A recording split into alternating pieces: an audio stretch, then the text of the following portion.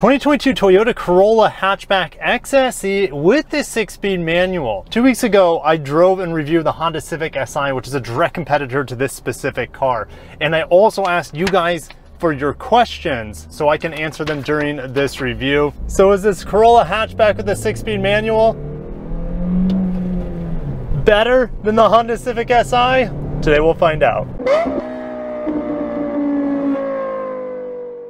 Now this XSE grade comes in at just under 26 grand on how it's equipped. You can get a few more things on it, like the 8-speaker JBL system that's going to raise the price past 26K. But the fact is right now here in the market is that there are not that many Corolla hatchbacks on the market, and there are even fewer with the manual transmission. So pretty much you're gonna have to settle with either what your dealership can get or what's around you within like a 200-300 mile radius. Then the Naviltil is asking about NVH, interior quality. Well, the interior quality in here is actually pretty good.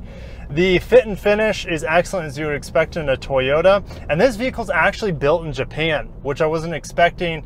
Most of the Corollas we see are built in Mississippi. Pretty much everything in here is soft touch. There are some exceptions with this part of the dash, which looks to be the same as this part of the dash, but over here where the passenger would sit is actually soft touch. We have that same soft touch material around the shifter area, glossy black around the shifter, which I don't mind, even though a lot of you hate it. We have glossy black around the handle, doesn't bother me, as well as around the window switches. Steering wheel quality is A+. It feels almost Lexus-like quality, just a little bit harder than maybe a Lexus steering wheel, maybe a little bit thinner. Buttons are excellent in here, which, by the way, this does have all the safety features: blind spot monitor, lane keep assist, radar, cruise control, and that's one of the biggest features for this vehicle in its class, as well as a Honda Civic Si, but that vehicle costs a little bit more. I've heard no rattles in this vehicle. Granted, it only has 2,400 miles, and it feels pretty solid, but I also have perfect streets down here in South Florida, so more than likely where you're going to live, you're going to probably appreciate the SE grade with the 16-inch wheels and tires. And just like its rivals, the Civic as well as the Sentra, it is loud in here on highway speeds. I'm going to accelerate real quick to get to around 70-75 miles an hour, the mid 80s in terms of decibels. So it's just about up there with the Sentra.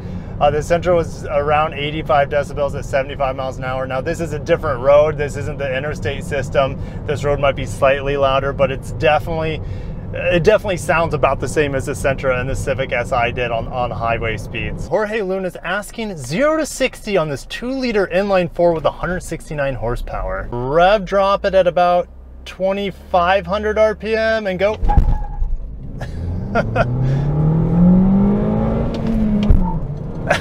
There's so much dive in the vehicle. Oh, 0 to 60 in 8.76 seconds.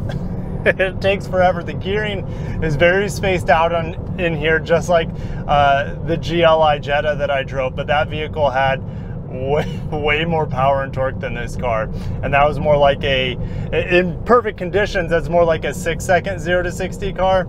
This car in perfect conditions is probably like an 8.5. There is still rev hanging here. It doesn't feel nearly as jarring as the Civic Si or the Jetta GLI, probably because there isn't as much power to jolt you around when you feel that rev drop, that rev hang drop when you shift gears. Traction control off. We're gonna try it again.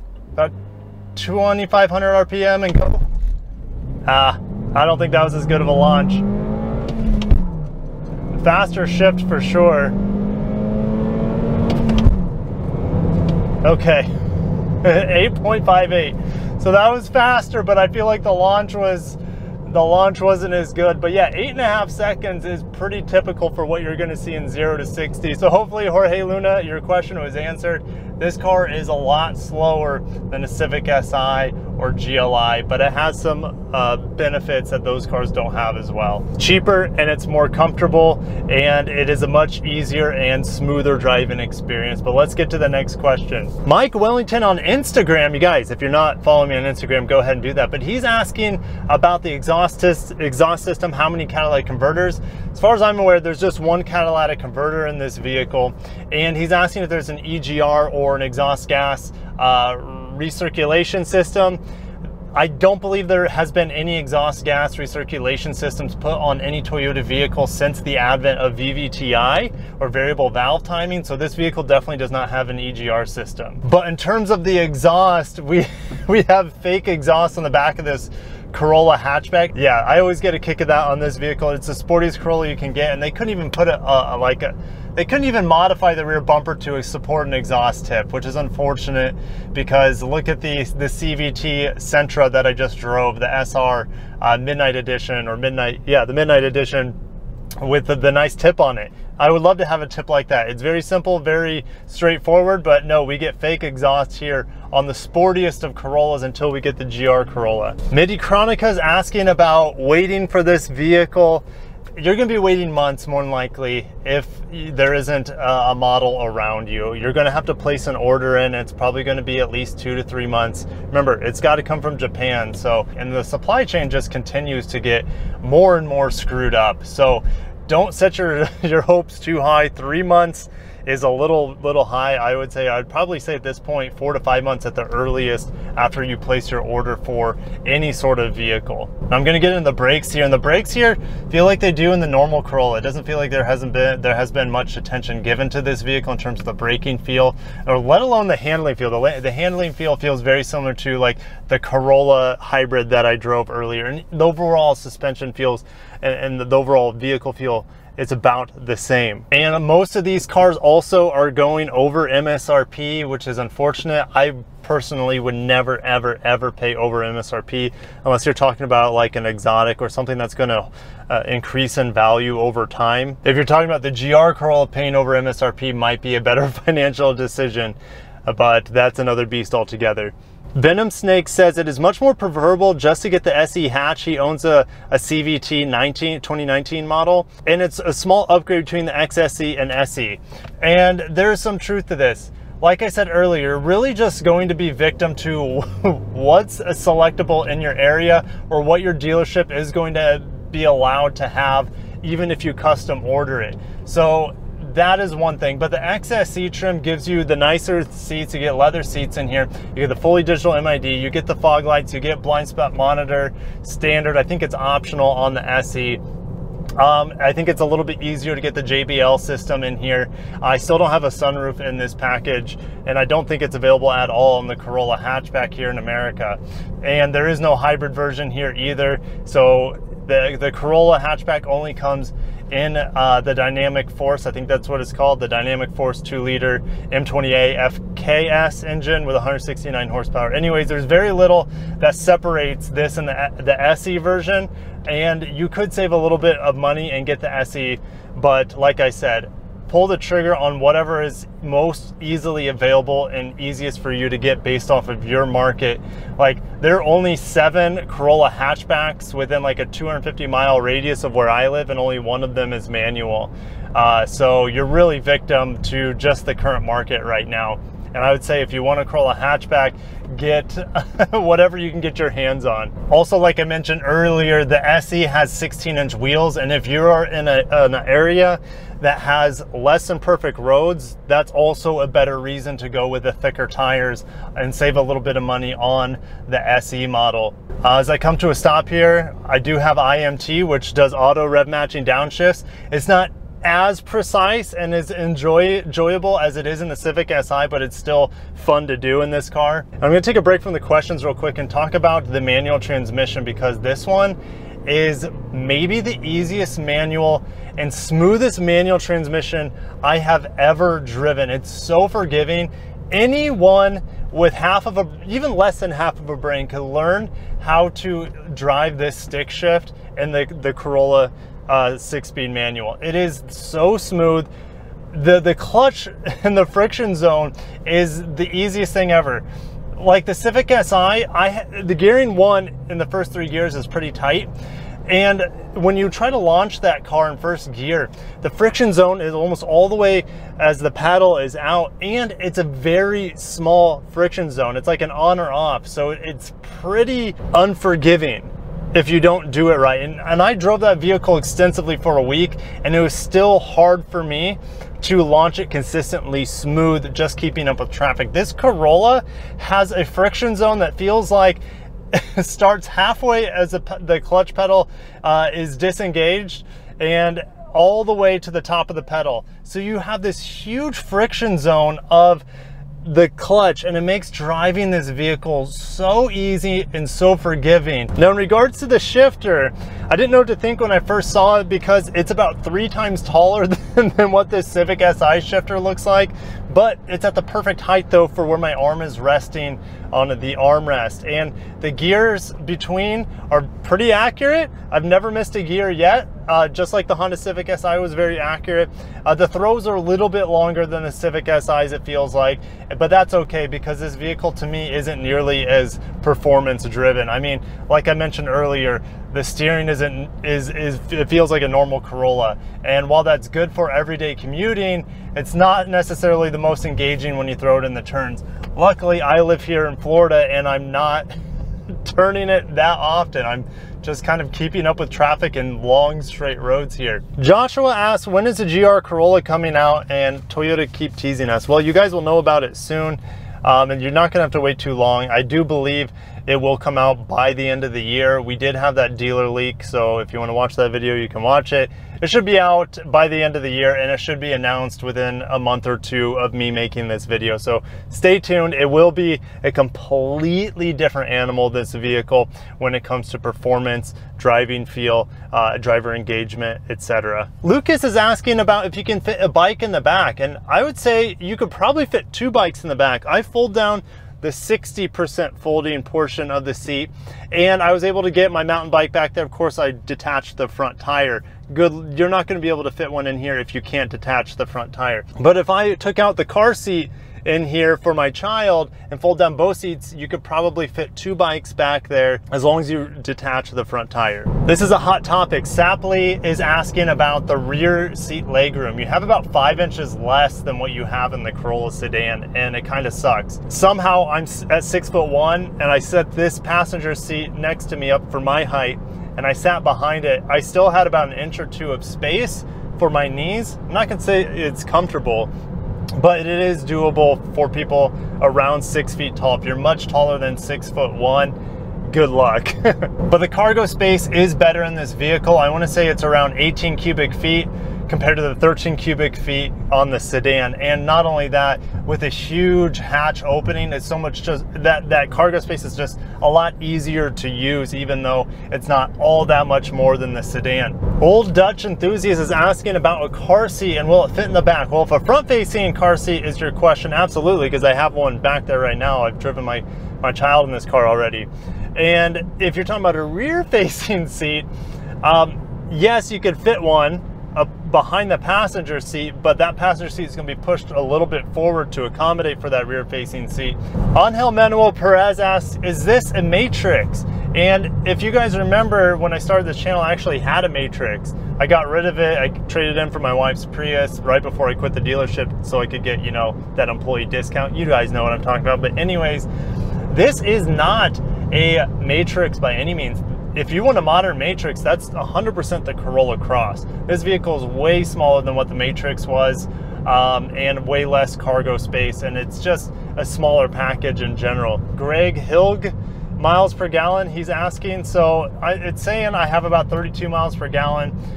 Mason, by the way, Mason commented on pretty much every question when I posted that image.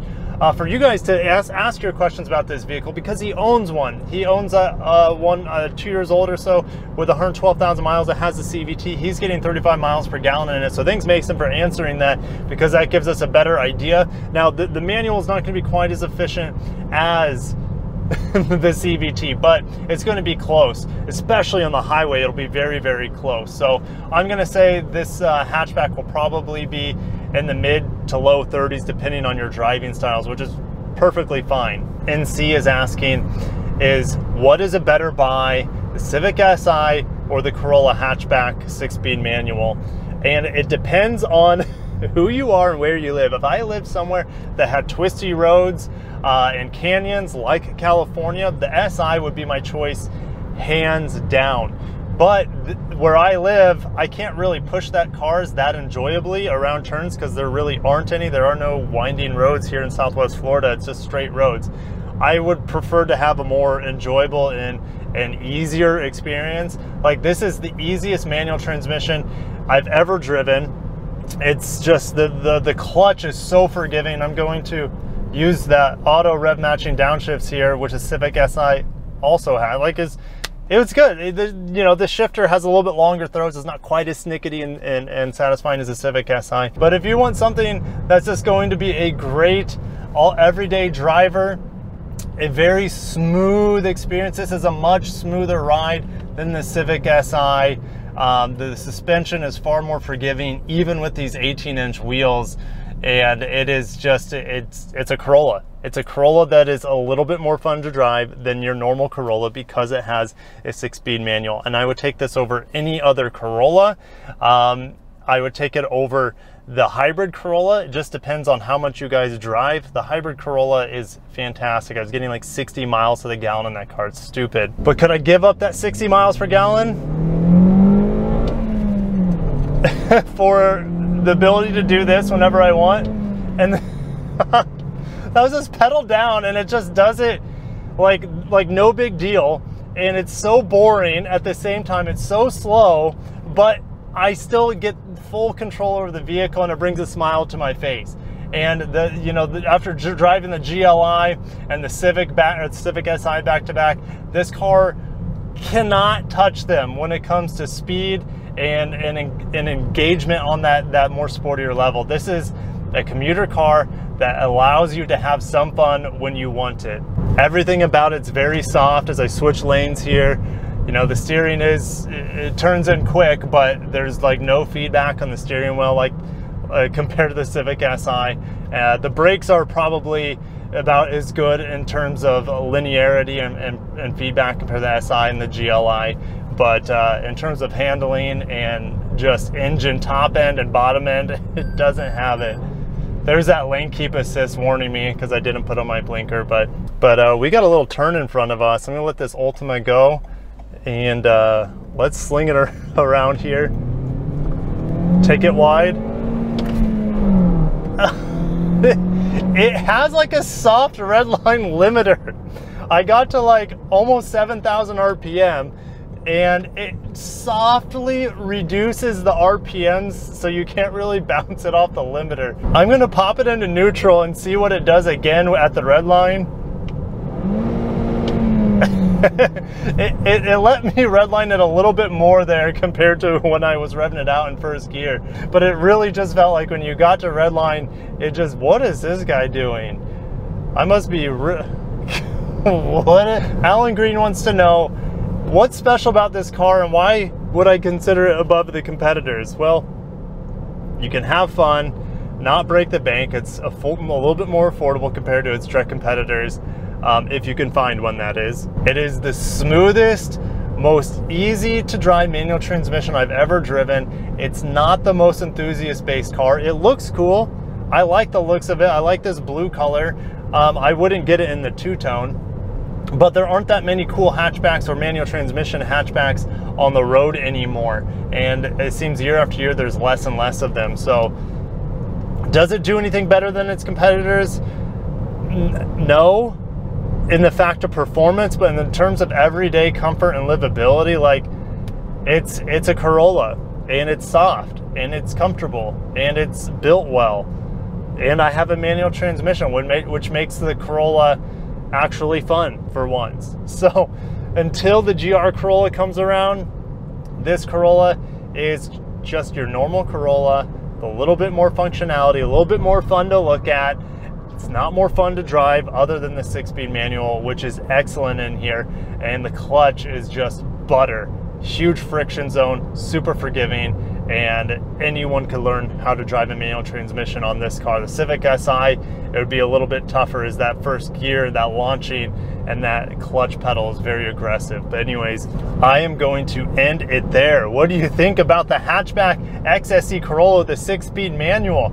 It has surprised me. It's more fun to drive than I thought it was going to be. It's slower than I thought it was going to be too. This vehicle is a turtle, but at least I can control what that turtle is doing at any given point in time. But thank you guys for asking those questions. Sorry I couldn't get to all of them. This video is already really long, So thank you again for asking those questions. If you enjoyed today's video and you're not subscribed, make sure to do that, because I will be giving you guys GR Corolla hands-on, you know, first look impressions, fingers crossed soon, as well as driving impressions probably by the end of the year. But thank you for Toyota for giving us a Corolla that's not boring as heck. And this 6-speed manual hatchback is fun to look at, it's fun to drive, very forgiving and very comfortable. I'm gonna